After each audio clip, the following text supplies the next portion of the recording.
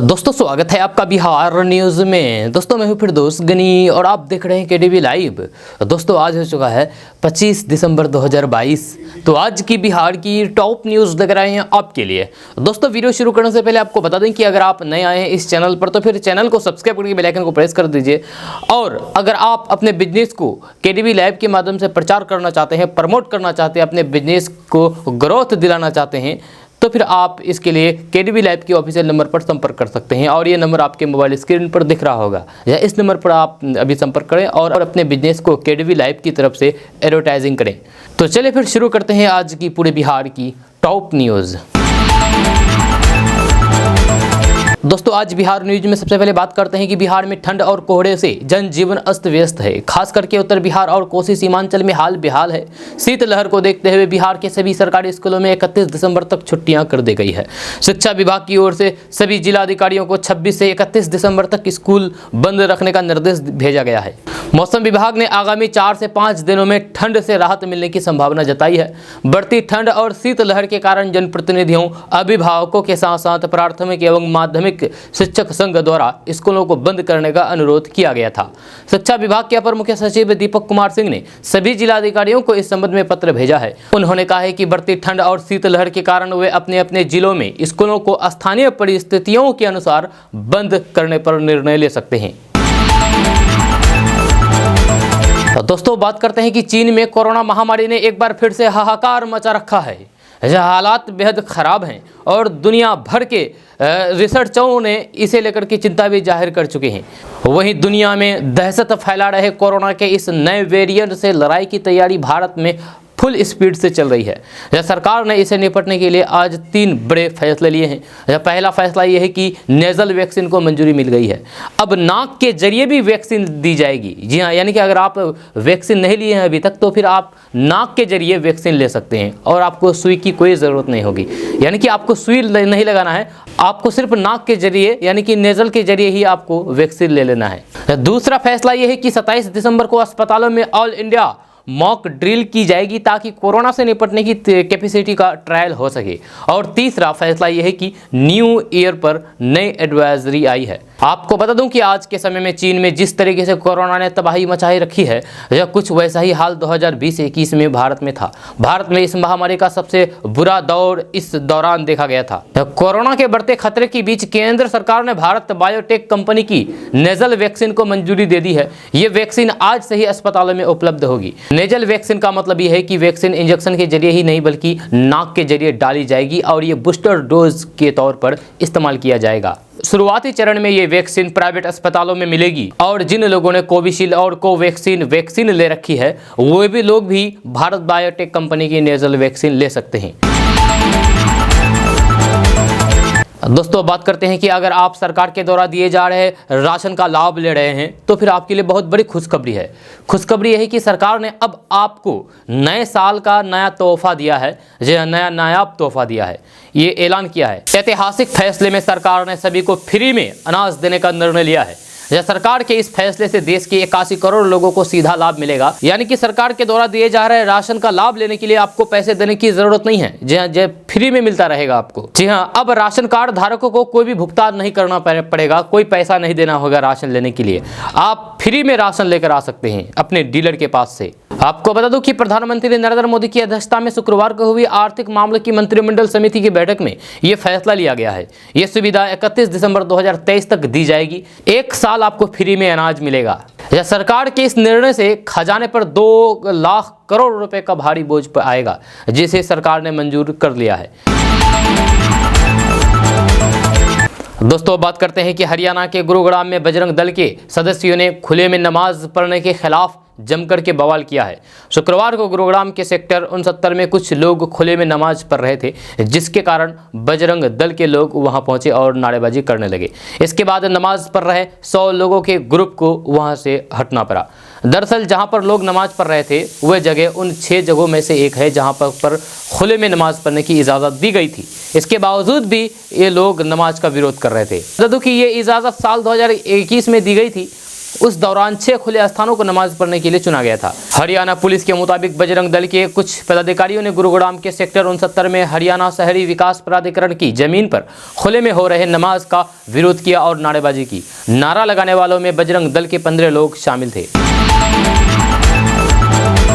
दोस्तों, बात करते हैं कि भारत के लगभग 2 दर्जन लोग दुनिया के 500 सबसे प्रभावशाली मुसलमानों की सूची में शामिल है। वहीं टॉप 50 में भारत के 2 लोगों को जगह मिली है। एक है मुफ्ती अख्तर रजा खान और दूसरे है जमीयत उलमा हिंद के नेता मौलाना महमूद मदनी। मुफ्ती अख्तर रजा खान 22वें और फिर महमूद मदनी 43वें नंबर पर है। ओमान में स्थित the royal Islamic strategic studies centre ने इस सूची को तैयार किया है। ये 6ठा साल है जब RISSC ने इस तरह की सूची जारी की है। संस्थान के अनुसार आज दुनिया में 1.7 बिलियन मुसलमान हैं, जो दुनिया की आबादी का लगभग 23% है। भारत में मुस्लिम आबादी करीब 20 करोड़ है। RISSC ने 71 वर्षीय मोहम्मद मुफ्ती अख्तर रजा खान कादरी अल अजहरी को भारत का ग्रैंड मुफ्ती, बरेलवी नेता और आध्यात्मिक मार्गदर्शक बताया है। वह भारतीय बरेलवी के नेता हैं और उनके अनुयायी भारत के ग्रैंड मुफ्ती के रूप में माने जाते हैं।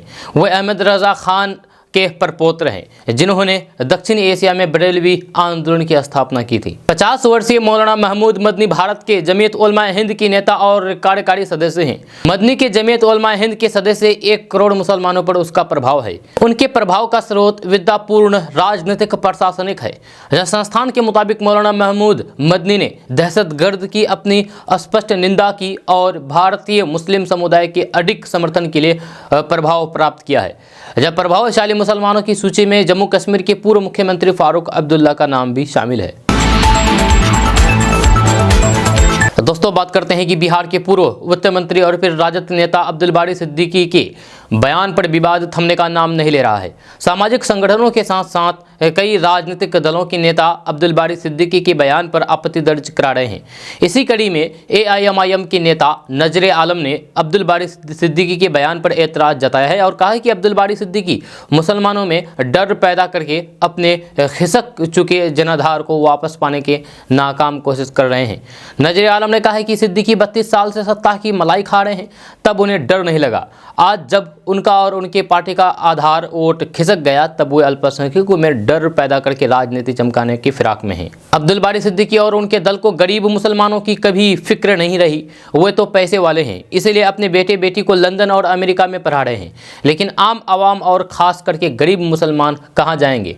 आपको बता दूं कि RJD के नेता अब्दुल बारी सिद्दीकी ने कहा कि भारत में डर के माहौल होने के कारण वे अपने बेटा और बेटी को लंदन में नागरिकता ले लें। सिद्दीकी का ये बयान दुर्भाग्यपूर्ण है। ये मुस्लिम वोटरों को भड़काने का काम कर रहे हैं। उनके पास पैसा है तो फिर बच्चों को विदेश में पढ़ा रहे हैं। मोदी की सत्ता से डरा करके वोटर को RJD में लाना चाहते हैं। ये कहना है नजरे आलम का, जो AIMIM के नेता हैं। दोस्तों, बात करते हैं कि बिहार में 7वें चरण की शिक्षक बहाली को लेकर के अभ्यर्थी लगातार आंदोलन कर रहे हैं। इसको लेकर के गर्दनी बाग से लेकर के डाक बंगला चौराहे तक विरोध प्रदर्शन और सड़क जाम अभ्यर्थियों द्वारा किया जा चुका है। इस बीच महागठबंधन सरकार 7वें चरण की शिक्षक बहाली की नियमावली में बड़ा बदलाव करने जा रही है। मिली जानकारी के अनुसार शिक्षक नियुक्ति में पहले की तरह ही किसी तरह की परीक्षा या फिर इंटरव्यू नहीं होगा, पर पंचायत, प्रखंड और जिला परिषद एवं नगर निकाय में अलग अलग नियोजन इकाई अब नहीं बनाई जाएगी, बल्कि एकीकृत आवेदन लिए जाएंगे और जिला स्तर पर इनकी काउंसलिंग और नियुक्ति पत्र दी जाएगी। इसके लिए बिहार के किसी भर्ती आयोग का सहारा लिया जाएगा। इसके लिए शिक्षा विभाग नियमावली को लेकर के लगातार काम कर रहा है और जल्द ही इसे कैबिनेट में मंजूरी लेने के लिए भेजा जाएगा। यानी कि अब पंचायती राज संस्थानों और फिर नगर निकायों की भूमिका को शिक्षक नियुक्ति में पूरी तरीके से खत्म कर दिया जाएगा। आपको बता दूं कि 7वें चरण में विभिन्न वर्गों के 2.5 लाख से अधिक शिक्षकों के खाली पड़े पदों पर बहाली की जाएगी। इस बार पंचायती राज संस्थान बहाली नहीं करेगी, बल्कि इसको लेकर के जिला स्तर पर केंद्रीकृत इकाई गठित की जाएगी। इस चरण में प्राथमिक, माध्यमिक और उच्च और उच्चतर स्कूलों में शिक्षकों के साथ ही शारीरिक शिक्षक, कंप्यूटर शिक्षक एवं पुस्तकालय अध्यक्ष के साथ ही अन्य पदों पर भी भर्ती की जाएगी। दोस्तों, दोस्तों बात करते हैं कि नीतीश के मंत्री संजय कुमार झा ने कहा है कि मुख्यमंत्री नीतीश कुमार कई मुद्दों को लेकर के बहुत जल्द फिर से यात्रा पर निकलेंगे पूरे बिहार की, और वे लोगों के बीच जाएंगे, पहुंचेंगे। इसकी रूपरेखा बन रही है। जब सब कुछ तय होने के बाद इस बारे में सूचना जारी किया जाएगा। इससे पहले भी मुख्यमंत्री समाज सुधार अभियान, जल जीवन हरियाली अभियान सहित अन्य मुद्दों को लेकर के यात्रा निकाल चुके हैं और लोगों के बीच पहुंच करके संवाद किया है। मंत्री संजय झा ने ये बातें शुक्रवार को जदयू प्रदेश मुख्यालय में आयोजित जन सुनवाई के बाद पत्रकारों से बातचीत में कही है। उन्होंने जन सुनवाई में पहुंचे फरियादियों की समस्याओं का समाधान किया है। मंत्री संजय झा ने कोरोना के नए वेरिएंट मिलने से संबंधित एक सवाल के जवाब में कहा है कि बिहार में कोई पैनिक स्थिति नहीं है, लेकिन हम सबको सावधान रहना जरूरी है। मुख्यमंत्री लगातार कोरोना को लेकर के मॉनिटरिंग करते रहते हैं। जब बिहार में जांच कार्य भी लगातार जारी है। राष्ट्रीय औसत 6.5 लाख के स्थान पर बिहार में 8 लाख जांच किए जा रहे हैं। जब साथ ही वैक्सीनेशन पर भी हम लोग लगातार ध्यान दे रहे हैं। संजय झा ने आरजेडी नेता अब्दुल बारी सिद्दीकी के बयान से संबंधित एक सवाल पर कहा है कि बिहार में कोई भी डरा हुआ नहीं है, यहाँ कानून का राज है। यही कारण है कि पिछले 17 साल में बिहार में कहीं भी 24 घंटे कर्फ्यू नहीं लगा। ये देश हमारा है, यही जीना और मरना है। अगर कोई कमी या फिर दिक्कत है तो फिर सभी मिलकर के उसका समाधान करेंगे। उन्होंने कहा कि जहरीली शराब मामले में दोषी व्यक्ति नहीं बचेंगे। दोस्तों बात करते हैं कि अभी 2 माह का ही समय गुजरा है जब बिहार सरकार ने भूमि सर्वेक्षण यानी कि जमीन सर्वे के कार्य के लिए 10,101 पदों पर अमीन कानूनगो सहायक बंदोबस्त पदाधिकारी विशेष सर्वेक्षण लिपिकों की सीधी नियुक्ति के लिए विज्ञापन जारी करके आवेदन मांगे थे। लेकिन इससे पहले कि इन पदों पर नियुक्ति की जाती, राज्य सरकार ने न सिर्फ जारी विज्ञापन को निरस्त कर दिया बल्कि इसके साथ पूरी नियुक्ति प्रक्रिया को ही बदलने का फैसला कर दिया। यह पहले जहां इन पदों पर सीधा नियोजन होना था, वही अब इन पदों के लिए अब बिहार नियुक्ति प्रवेश प्रतियोगिता परीक्षा को लेकर के मेरिट लिस्ट बनाएगा और उसी के आधार पर मानदेय आधारित नियोजन होगा। दोस्तों बात करते हैं कि राष्ट्रीय जनता दल के सुप्रीमो यानी कि आरजेडी सुप्रीमो लालू प्रसाद यादव को अब अस्पताल से छुट्टी मिल गई है। इसके स्वास्थ्य में पहले से काफ़ी सुधार हुआ है। डॉक्टरों की निगरानी में वे थोड़ी बहुत चहलकदमी भी कर रहे हैं, लेकिन अब उनको अस्पताल से छुट्टी मिल गई है। हालांकि लालू प्रसाद यादव को अभी भी नियमित रूप से डॉक्टरों के संपर्क में रहना है। आपको बता दूं कि आरजेडी सुप्रीमो लालू प्रसाद यादव का इसी महीने 5 दिसंबर को सिंगापुर की माउंट एलिजाबेथ अस्पताल में किडनी प्रत्यारोपण यानी कि ट्रांसफर हुआ था। लालू प्रसाद यादव को उनकी बेटी रोहिणी आचार्य ने अपना किडनी डोनेट किया था। जब वे सिंगापुर में ही रहती है। अब अस्पताल से छुट्टी मिलने के बाद लालू प्रसाद यादव सिंगापुर में ही रहने वाले हैं। लालू का क्रिसमस और नया साल भी यही बीतने वाला है। बताया जा रहा है कि आरजेडी अध्यक्ष लालू प्रसाद यादव के पूरी तरीके से स्वस्थ होने में अभी कम से कम महीने भर का समय लगेगा। इसके बाद भी महीने भर तक वे सिंगापुर में ही रहना पसंद करेंगे। फरवरी 2023 के अंतिम या फिर मार्च के पहले सप्ताह में उनके स्वदेश यानी कि भारत लौटने की संभावना है। ऐसे में ये संभावना जताया जा रहा है कि लालू प्रसाद यादव नए साल का जश्न सिंगापुर में ही अपने परिवार के लोगों के बीच मनाएंगे। कुछ मीडिया रिपोर्ट्स में कहा गया है कि तेजस्वी यादव को पत्नी राजश्री यादव और भाई तेज प्रताप यादव के साथ इसी सप्ताह सिंगापुर जाना है।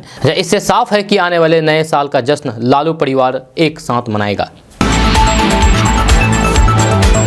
दोस्तों बात करते हैं कि चर्चित आईपीएस अधिकारी और मुंगेर के डीआईजी मनु महाराज की अपने पद से विदाई होने वाली है। बिहार सरकार ने मनु महाराज को लेकर के फैसला ले लिया है। मनु महाराज ही नहीं बल्कि 7 डीआईजी का तबादला करने का फैसला किया है। दरअसल बिहार सरकार ने 2005 बैच के 8 आईपीएस अधिकारियों को प्रमोशन देने का फैसला किया है, जहां आज इनकी अधिसूचना जारी कर दी गई है। इन अधिकारियों को डीआईजी से आईजी पद पर प्रमोट किया गया है। जहां सरकार ने जिन 8 अधिकारियों को डीआईजी से आईजी बनाने का फैसला किया है, उनमें 4 तो बिहार में पदस्थापित है, वही बाकी 4 केंद्र प्रतिनियुक्ति पर है। दोस्तों बात करते हैं कि बेगूसराय में आदमखोर कुत्तों को मारने का काम आज से शुरू हो गया है। जब पटना से वन विभाग की टीम शूटर्स के साथ प्रभावित इलाकों में पहुंची है। जब वन विभाग की टीम ने बछवाड़ा प्रखंड के कई इलाकों में करीब आधा दर्जन कुत्तों को मार गिराया है। इस कार्रवाई के बाद इलाके के लोगों में खुशी है और ग्रामीणों ने राहत की सांस ली है। दरअसल बेगूसराय जिला के बछवाड़ा प्रखंड में कुत्तों के ने आतंक मचा रखा था। करीब आधा दर्जन पंचायतों में आवारा कुत्ते अब तक 10 लोगों की जान ले चुके हैं, जबकि करीब 30 से ज़्यादा लोगों को काट करके जख्मी कर चुके हैं। एसडीओ राकेश कुमार और फिर तेघरा डीएसपी रविंद्र मोहन प्रसाद ने के नेतृत्व में पटना से पहुंची शूटर्स की टीम ने आदमखोर बने कुत्तों को मारने का काम कर रही है। आपको बता दो कि बेगूसराय जिला के बछवाड़ा प्रखंड के कई इलाकों में आवारा कुत्ते खेतों में काम करने के दौरान कई लोगों को अपना शिकार बना चुके हैं। लोगों की शिकायत पर जिला प्रशासन एक्शन में आई है। जिला प्रशासन की सूचना पर पटना से वन विभाग के साथ शूटर्स की टीम बुलाई गई थी। दोस्तों बात करते हैं कि केंद्रीय स्वास्थ्य मंत्री मनसुख मंडाविया ने शुक्रवार को देश के सभी राज्यों के स्वास्थ्य मंत्रियों के साथ कोरोना को लेकर के वीडियो कॉन्फ्रेंस की है। मुख्यमंत्री नीतीश कुमार के निर्देश में बिहार देश के अन्य राज्यों की तुलना में सबसे अधिक कोरोना सैंपलों की जांच लगातार कर रहे हैं। जहाँ देश में एक दिन में 1.5 लाख सैंपलों की जाँच हो रही है, जिसमें बिहार में ही सबसे ज़्यादा 50,000 से अधिक सैंपल शामिल है। राज्य स्वास्थ्य समिति के कार्यपालक निदेशक संजय कुमार सिंह ने बताया है कि बैठक में केंद्रीय मंत्री मनसुख मंडाविया द्वारा बताया गया है कि पूर्वी एशिया के देशों जिनमें चीन सहित अन्य देशों में कोरोना के मामले तेजी से बढ़ रहे हैं, इस पर सभी राज्यों को एहतियात और पूर्वी की तैयारी करके रखना है। जी हाँ, बिहार में पिछले 5 दिनों में एक भी कोरोना का संक्रमण नहीं मिला है। जी, केंद्रीय स्वास्थ्य मंत्री के साथ बैठक के बाद बिहार ने 27 दिसंबर को राज्य के सभी अस्पतालों और फिर सेवाओं का मॉक ड्रिल करने जा रहा है, जिसमें अस्पतालों में उपलब्ध आईसीयू प्लांट, आईसीयू बेड सहित चिकित्सक पैरामेडिक स्टाफ को मॉक ड्रिल में शामिल किया जाएगा। उन्होंने बताया है कि बिहार में कोरोना के नए केस नहीं मिलने पर स्वास्थ्य विभाग की ओर से कोई भी नई गाइडलाइंस या फिर सख्त निर्देश जारी नहीं किए हैं। यह स्थिति यही कि अभी तक लोग स्वेच्छा से मास्क का उपयोग कर रहे हैं। यह स्वास्थ्य विभाग की ओर से मास्क लगाने की अनिवार्यता लागू नहीं की गई है। विभाग का कहना है कि अनावश्यक किसी तरह की गाइडलाइन जारी करके नागरिकों को में भय पैदा नहीं करना है। दोस्तों बात करते हैं कि बिहार में आरजेडी के सीनियर नेता और पूर्व मंत्री अब्दुल बारी सिद्दीकी ने अपने विवादित बयान से यू टर्न ले लिया है। अब्दुल बारी सिद्दीकी ने एक न्यूज़ चैनल से खास बातचीत में कहा है कि उन्हें लगता है कि उनके बयान से किसी को तकलीफ हुई है तो फिर उसके लिए वे खेद व्यक्त करते हैं।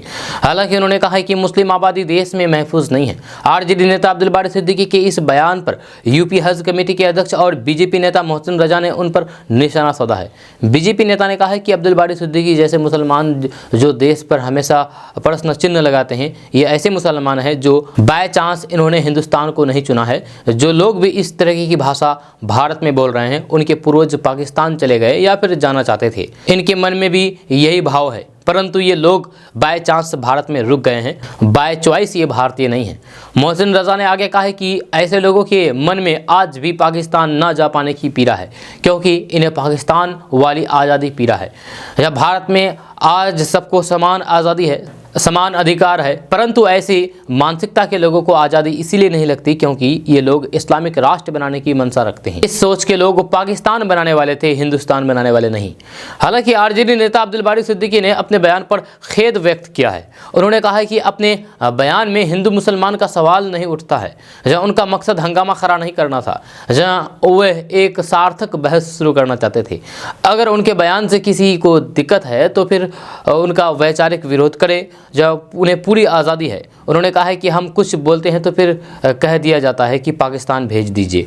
अब हमें नहीं समझ में आता है कि इन्हें पाकिस्तान कितना प्रिय है, हम तो उसे दुनिया का सबसे ख़राब मुल्क मानते हैं। तो दोस्तों बात करते हैं कि आरजेडी के प्रदेश अध्यक्ष जगदानंद सिंह के बेटे सुधाकर सिंह ने आरोप लगाया है कि मुख्यमंत्री नीतीश कुमार महागठबंधन धर्म का पालन नहीं कर रहे हैं। जब पूर्व कृषि मंत्री सुधाकर सिंह ने शुक्रवार को नीतीश कुमार पर गंभीर आरोप लगाए हैं। उन्होंने कहा है कि एक दिन पहले ही मुख्यमंत्री नीतीश कुमार ने चौथे कृषि रोड मैप से संबंधित बैठक बुलाई थी, जिसमें सरकार के संसदीय कार्य मंत्री, मुख्यमंत्री के प्रधान सचिव, मुख्य सचिव, कृषि विभाग के प्रधान सचिव और फिर मुख्यमंत्री परामर्शी शामिल हुए। वर्तमान सरकार में आरजेडी कोटे से कृषि मंत्री को बनाया गया है। इसके बावजूद भी कृषि विभाग के ही बैठक में आरजेडी के कृषि मंत्री को इस बैठक में नहीं बुलाया गया। उन्होंने कहा कि मुख्यमंत्री द्वारा राज्य के कृषि मंत्री को दरकिनार करके विभागीय बैठक बुलाना निंदनीय है और ये दर्शाता है कि इस सरकार में घटक दलों को हाशिए पर रख करके विभागीय निर्णय लिए जा रहे हैं। इसके बावजूद भी कृषि विभाग के मंत्री राष्ट्रीय जनता दल के हैं। मुख्यमंत्री की इस तरीके की कार्यशैली से स्पष्ट है कि सरकार में महागठबंधन धर्म का पालन नहीं किया जा रहा है, जिसके बारे में मैंने नई सरकार बनने के बाद लगातार ध्यान आकर्षण करके कही थी। उन्होंने कहा है कि इस तरीके की अलोकतांत्रिक कार्य प्रणाली से बिहार और प्रदेश के तमाम यूपीए के आर्थिक घटक दलों एवं कृषि संगठनों को सचेत हो जाना चाहिए कि नीतीश कुमार की अगुवाई में किस तरीके की सरकार चलेगी। उन्होंने कहा है कि 3 रोड मैप की विफलता के बाद चौथे रोड मैप की प्रस्तुति में भी किसानों के उपज के लिए न्यूनतम समर्थन मूल्य, कृषि मंडी एवं बाजार व्यवस्था के बारे में कोई भी चर्चा नहीं की गई है। इससे ये प्रेरित होता है कि चौथा कृषि रोड मैप या फिर उससे संबंधित कार्य योजना मात्र खानापूर्ति के लिए बनाई जा रही है, ताकि विभागीय अधिकारियों एवं मुख्यमंत्री के करीबी लोगों के लिए अगले 5 साल के लिए धन उपार्जन का इंतजाम हो सके, यानी कि इससे पैसा कमाया जा सके। दोस्तों बात करते हैं कि पूर्णिया शहर के लाइन बाजार में स्थित फातिमा हॉस्पिटल में गुरुवार सुबह से शुरू हुई आयकर टीम की छापेमारी दूसरे दिन भी जारी रही। आयकर अधिकारी ने हॉस्पिटल के आय का ब्यौरा खंगाला। हॉस्पिटल के एक स्टाफ ने बताया है कि फिलहाल 80 लाख से अधिक कैश बरामद की गई है। नोटों की गिनती के लिए 2 मशीन मंगाई गई है।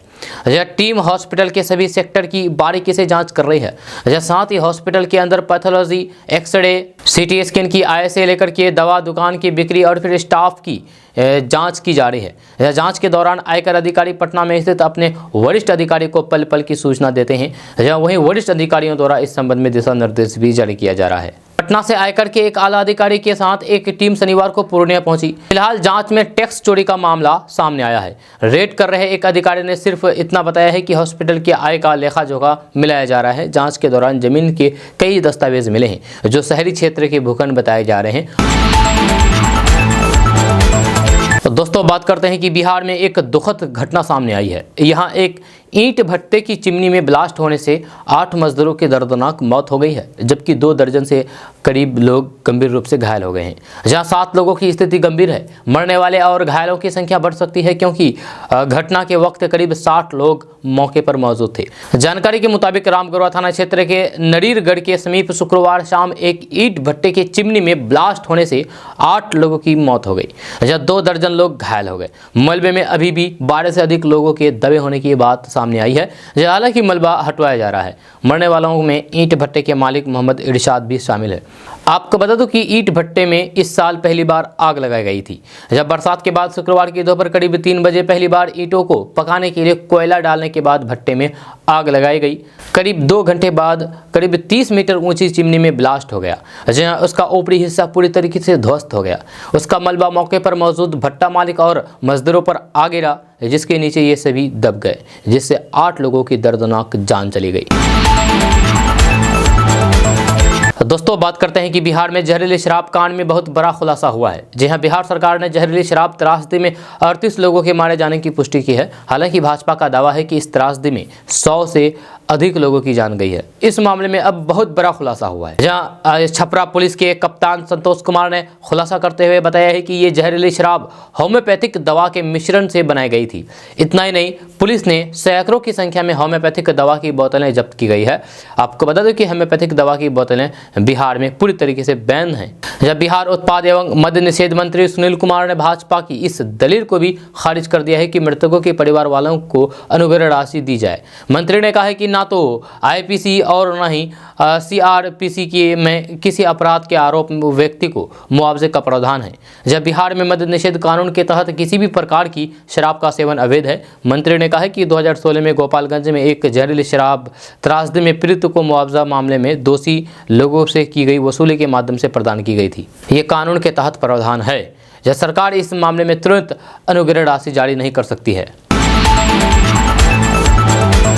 दोस्तों बात करते हैं कि कांग्रेस की भारत जोड़ो यात्रा कल सुबह राजधानी दिल्ली में पहुंच गई। जब दिल्ली में प्रवेश करते ही कांग्रेस नेता राहुल गांधी ने भारतीय जनता पार्टी और राष्ट्रीय स्वयंसेवक संघ यानी कि आरएसएस पर बड़ा आरोप लगाया है। राहुल गांधी ने कहा है कि बीजेपी और आरएसएस देश में नफरत फैला रहे हैं। राहुल गांधी ने कहा है कि इस नफरत के खिलाफ हर भारतीय को मोहब्बत की एक छोटी दुकान खोलनी चाहिए। उन्होंने कहा है कि भाजपा और आरएसएस की नीति नफरत और डर फैलाने की है, लेकिन हम ऐसा नहीं होने देंगे। उन्होंने कहा है कि हमारी तरह हर भारतीय को मोहब्बत फैलाने के लिए एक छोटी दुकान खोलनी चाहिए। राहुल गांधी ने कहा है कि इस यात्रा में अमीर, गरीब, किसान, मजदूर, हर धर्म और भाषा के लोग शामिल है। जहाँ इस यात्रा में आपको नफरत नहीं दिखाई देगी। जहाँ यहाँ सभी लोगों को मोहब्बत और इज्जत दी जाती है।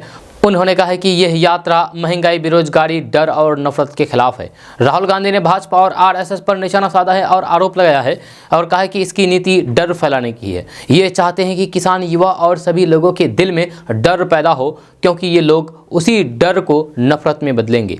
उन्होंने कहा है कि आरएसएस के लोग डर फैलाते हैं और फिर उस डर को नफरत में बदलते हैं। हम कहते हैं कि डरो मत, हम मोहब्बत फैलाते हैं, हम एक हिंदुस्तानी को दूसरे हिंदुस्तानी से गले मिलवाते हैं। राहुल गांधी ने कहा है कि करीब 3000 किलोमीटर पद यात्रा करने के बाद भी उन्हें थकान नहीं हुई है। जी हाँ, उन्होंने कहा है कि क्या आपको मेरा चेहरा देख करके लग रहा है कि मैं थका हूँ? नहीं, मैं नहीं थका, क्योंकि आपने मुझे अपनी शक्ति दे दी है। हम आपके प्यार और शक्ति का उपयोग करके चलते हैं, आगे चलते हैं। दोस्तों, बात करते हैं कि मोतिहारी में पाकिस्तानी खुफिया एजेंसी के लिए काम कर रहे पूर्वी चंपारण के एक युवक को पश्चिम बंगाल के सिलीगुड़ी में एसटीएफ ने गिरफ्तार किया है। यह गिरफ्तार युवक पूर्वी चंपारण जिला के घोड़ासहन थाना क्षेत्र के श्रीपुर कस्बा गांव का गुड्डू कुमार गिरी बताया जा रहा है। यह पाकिस्तानी खुफिया एजेंसी के लिए काम कर रहे युवक मोतिहारी का निकला है। यह सिलीगुड़ी में गिरफ्तार पाकिस्तान खुफिया एजेंसी के लिए काम करने वाले इस युवक की पहचान घोड़ासहन थाना क्षेत्र के श्रीपुर कस्बा गाँव के शंभू गिरी के पुत्र गुड्डू कुमार गिरी के रूप में की गई है। गिरफ्तार युवक की कुंडली खंगालने में मोतिहारी पुलिस जुटी हुई है। जानकारी के अनुसार सिलीगुड़ी में एसटीएफ ने गिरफ्तार युवक को न्यायिक हिरासत में भेजा है। केंद्रीय एजेंसी के अनुसार गिरफ्तार युवक बागडोगरा, सुकना सहित सैन्य इकाइयों की से सूचना और फोटो एकत्रित करके पाकिस्तान आईएसआई को दे रहा था। सूत्रों के अनुसार उस व्यक्ति की सूचना केंद्रीय खुफिया एजेंसी को मिली थी, जिस पर एसटीएफ ने टावर लोकेशन के आधार पर गिरफ्तार किया है। घोड़ासहन थाना के श्रीपुर कस्बा गांव निवासी गुड्डू कुमार गिरी पिछले 2.5 साल से सिलीगुड़ी में ई रिक्शा चलाया करता था। इससे पहले वे अपने ससुराल बंजरिया थाना के गोखुला गांव में निजी स्कूल में शिक्षक के रूप में काम करता था, जब वह पिछले 3 सालों से अपनी पत्नी और फिर 3 बेटियों और फिर 1 बेटा के साथ गोखुला गांव में ही रहता था। यहाँ कमाई नहीं होने और फिर बच्चों की परवरिश में परेशानी होने के कारण गुड्डू कुमार सिलीगुड़ी जाकर के ई रिक्शा चलाता था। गुड्डू कुमार की गिरफ्तारी से पूरा परिवार सदमे में है। रोती बिलखती मां शांति गिरी का कहना है कि बेटा शांत स्वभाव का है। वह पिछले दशहरा में गोखला आया हुआ था, लेकिन घर नहीं आया था। वहीं विलाप करते हुए पिता शंभू गिरी बताते हैं कि गुड्डू शुरू से ही शांत स्वभाव का है। दोस्तों, बात करते हैं कि प्रधानमंत्री नरेंद्र मोदी ने बिहार के मोतिहारी में एक ईंट भट्टे में विस्फोट में लोगों की मौत पर शनिवार को दुख जताया है और पीड़ित परिवारों के लिए अनुग्रह राशि की घोषणा की है। अधिकारियों ने बताया है कि पूर्वी चंपारण जिले के मोतिहारी में शुक्रवार शाम विस्फोट में कम से कम 8 लोगों की जान गई है, जबकि 10 अन्य लोग घायल हैं। उनके अनुसार मृतकों की संख्या बढ़ सकती है, क्योंकि कुछ घायलों की हालत गंभीर है। प्रधानमंत्री कार्यालय यानी कि पीएमओ ने मोदी के हवाले से ट्वीट किया है और लिखा है कि मोतिहारी में एक ईंट भट्टे में विस्फोट में लोगों की मौत से व्यथित हूं। यह शोक संतप्त परिवार के प्रति मेरी संवेदना है। यह घायल के जल्द ठीक होने की कामना करता हूं। प्रधानमंत्री राष्ट्रीय राहत कोष से प्रत्येक मृतक के परिवार वालों को 2-2 लाख रुपए की अनुग्रह राशि दी जाएगी। घायलों को 50-50 हजार रुपए मिलेंगे। दोस्तों, बात करते हैं कि लीक से हटकर के राजनीति करने के लिए प्रसिद्ध हो चुके राजीव रंजन उर्फ पप्पू यादव अब 55 साल के हो गए हैं। यानी कि 25 दिसंबर को पप्पू यादव अपना जन्मदिन मनाया है। जब बिहार के कोसी इलाके में दबंग छवि रख करके अपनी राजनीति की शुरुआत करने वाले पप्पू यादव को आज पूरा देश दयावान के रूप में जानता है। चाहे दिल्ली में उपचार कराने वाले बिहारियों को रहने खाने की सुविधा उपलब्ध करानी हो, पटना में आई बाढ़ के दौरान पानी में घुस करके लोगों को मदद पहुंचाना हो, या फिर कोरोना जैसे विकट काल में जरूरतमंदों को सहयोग करना हो, पप्पू यादव ने हालिया वर्षों में अपनी छवि एक ऐसे नेता के रूप में बनाई है जो किसी भी जगह होने वाली घटना के बाद मरहम लगाने के लिए सबसे आगे पहुंच जाते हैं। यह सिनेमाई अंदाज में राजनीतिक सफर को आगे बढ़ाने वाले पप्पू यादव की शुरुआत की पहचान बाहुबली के रूप में की गई रही है। पप्पू यादव की खास पहचान तब बनी जब वह 1990 में निर्दलीय विधायक बनकर के बिहार विधानसभा में पहुंचे। उसके बाद का उनका सियासी सफर आपराधिक मामलों में विवादों से भरा रहा। कभी लालू प्रसाद यादव के सबसे खास नेताओं में गिने जाने वाले पप्पू यादव के लिए ऐसा समय भी आया जब लालू प्रसाद यादव ने उन्हें पार्टी से बाहर का रास्ता दिखा दिया था। पप्पू यादव ने अपनी स्कूली शिक्षा सुपौल के आनंद मार्ग स्कूल से पूरी की है। इसके बाद पप्पू यादव ने मधेपुरा के BN मंडल विश्वविद्यालय से राजनीतिक विज्ञान में स्नातक किया है। इसके अलावा इग्नू से डिजाइनर मैनेजमेंट और ह्यूमन राइट्स में डिप्लोमा किया है। पप्पू यादव का नाम राजनीतिक गलियारों में सबसे पहली बार साल 1990 में सुनाई दिया। इस साल बिहार में हुए विधानसभा चुनाव में पप्पू यादव ने निर्दलीय प्रत्याशी के तौर पर मधेपुरा की सिंहेश्वर सीट से चुनाव लड़ा और जीत हासिल की। इसके बाद पप्पू यादव ने अगले ही साल 1991 में हुए लोकसभा चुनाव में बिहार के पूर्णिया से निर्दलीय प्रत्याशी के तौर पर चुनाव लड़ा और जीत हासिल की। इसके बाद पप्पू यादव ने वापस कभी पीछे मुड़ करके नहीं देखा। तो दोस्तों बात करते हैं कि सीएम नीतीश कुमार के सुशासन राज में प्रतियोगिता परीक्षा का पर्चा लीक होना आम बात है। बीपीएससी परीक्षा का प्रश्न पत्र लीक की आग अभी ठंड भी नहीं हुई थी कि एक बार फिर से बीपीएससी परीक्षा का क्वेश्चन पेपर आउट हो गया है। 2017 में भी बीपीएससी का पर्चा आउट हुआ था, जब तब भारी बवाल मचा था। सीएम नीतीश कुमार की भारी फजीयत होने के बाद सरकार ने एसआईटी गठित करके जांच कराई थी। तब बीपीएससी अध्यक्ष आईएएस सुधीर कुमार और सचिव परमेश्वर राम समेत कई अधिकारी हवालात पहुंच गए थे। एक बार फिर से बिहार कर्मचारी चयन आयोग यानी कि बीपीएससी का पर्चा आउट हुआ है। पर्चा आउट होने के बाद खलबली मच गई है। आयोग ने आर्थिक अपराध इकाई को जांच का जिम्मा दिया है। हालांकि पेपर आउट होने के बाद भी परीक्षा को रद्द नहीं किया गया है। जब बिहार कर्मचारी चयन आयोग की तृतीय स्नातक स्तरीय प्रारंभिक परीक्षा की पहली पाली में शुक्रवार सुबह आयोजित हो रही परीक्षा का पर्चा आउट हो गया। जब परीक्षा शुरू होने के कुछ देर बाद ही प्रश्न पत्र मीडिया के पास आ गया था। परीक्षा खत्म होने के बाद जब वायरल पेपर का मिलान किया गया तो फिर वह हूबहू मिल गया। इसके बाद वह हरकत मच गया। आनंद फानन में जांच का जिम्मा आर्थिक अपराध इकाई को दी गई। जहां ईओयू ने यानी कि आर्थिक अपराध इकाई ने जांच शुरू किया। बताया जा रहा है कि मोतिहारी के परीक्षा केंद्र पर पर्चा आउट हुआ है। जांच एजेंसी कई लोगों से पूछताछ की है, लेकिन बड़ा सवाल ये है कि हर बार प्रतियोगिता परीक्षा का प्रश्न कैसे वायरल हो जाता है। यह सुरक्षा में कहां चूक हो रही है। परीक्षा से पहले कदाचार मुक्त रहित एग्जाम लेने को लेकर के बड़े बड़े दावे किए जाते हैं, लेकिन सारी घोषणाएं हवाई साबित होती है। शायद ही ऐसी कोई परीक्षा हो जिसका पर्चा आउट नहीं होता हो। दोस्तों बात करते हैं कि चीन में कोरोना के बिगड़ते हालात के बाद बिहार में सरकार सतर्क हो गई है।